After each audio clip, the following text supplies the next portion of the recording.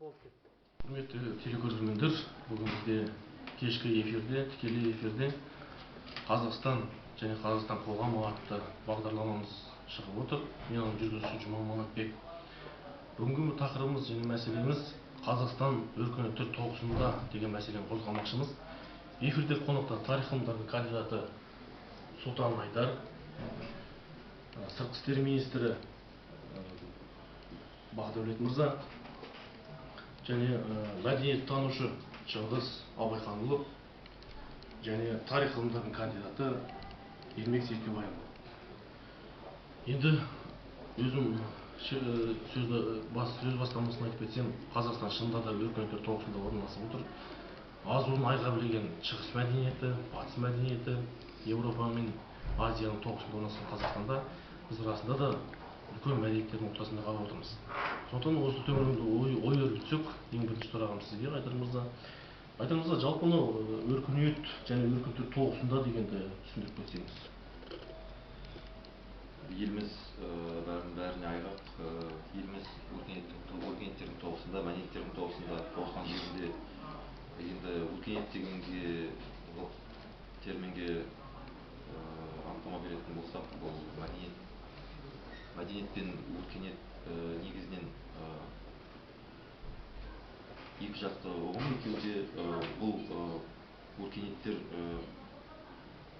біздің тарихымызға үлкен біз қалдырған біздің жерге әртүрлі өркениеттер ықпал еткен. Ол сонау ертеден біздің Қазақстанда ғұндар шапқыншылығы да болған, одан кейін монғолдардың да ықпалы болды, Ұлы Жібек жолы болды. Және осы өркениеттердің тоғысқан жері, ол әртүрлі өркениеттердің біз әртүрлі өркениеттерден біз тиімді жағын алуға тырысу керекпіз. Жақсы, рахмет. Келесі сұрағым саясаттанушы Амангелді мырза сізге. Амангелді мырза, өркениеттер тоғысы болатын болса, біз қай мемлекеттерді қай өркениетке жатқыза аламыз Қазақстан көршілерін? Сол сұраққа жауап берсеңіз. Қай мемлекеттерді қай өркениетке жатқызып айта аламыз? Саясаттанушы ретінде айтып берсеңіз. Қазақстан айтады өркениеттер тоғысында деп. Бұл христиан православиялық өркениеті, Ресей, Конфуций, буддилік өркениет, Қытай және ислам өркениеті. Осы үш өркениеттің тоғысында және осы үш өркениеттің тоғысында орналасуы мүмкін Қазақстан саяси дамуына өте үлкен ықпал етіп отыр. Осы өркениеттер тоғысында орналасқан Қазақстан мүмкін көп векторлы сыртқы саясатты ұстануда. Барлық өркениеттердің ел жақсы бойымызға сіңіріп, алға жылжуға ұмтыламыз. Көп рахмет. Жақсы.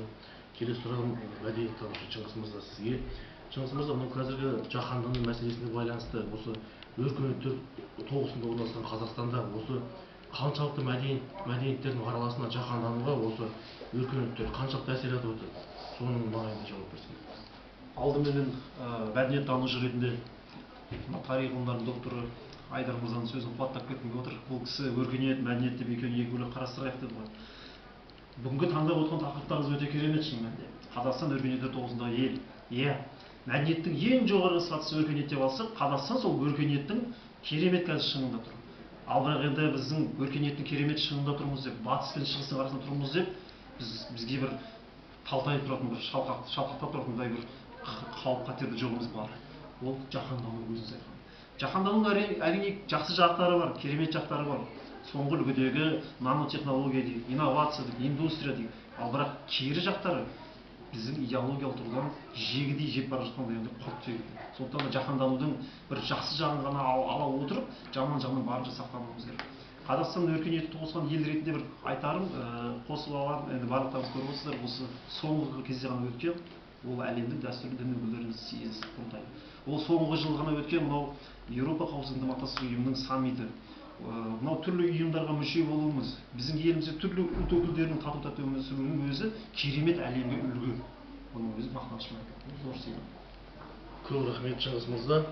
Келесі сұрағым Бақыт мырза, сыртқы істер министрі ретінде өзіңіздің ведомстволық аппаратыңыздың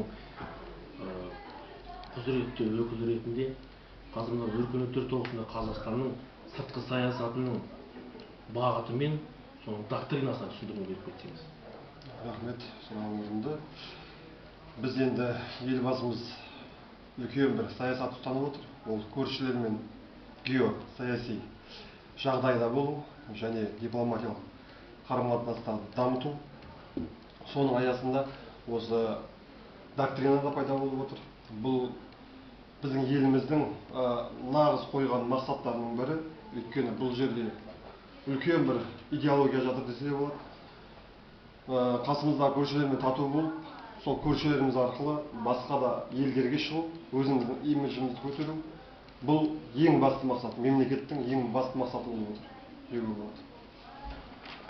Көп рахмет, құрметті қонақтар. Бүгінгі біздің тікелей эфирдегі уақытымыз шектеулі болғандықтан келесі сұрақта бұл сұрақ бізде мәселелі сұрақ болып қайта оралады. Мәселелі сұрақ өркениет орталығында Қазақстанның алдыға қойған мақсаттарының болашағы қандай және 2050 саясатында бұл жөнінде қаншалықты бұған орын берілген, соған тоқталатын боламыз. Көп рахмет.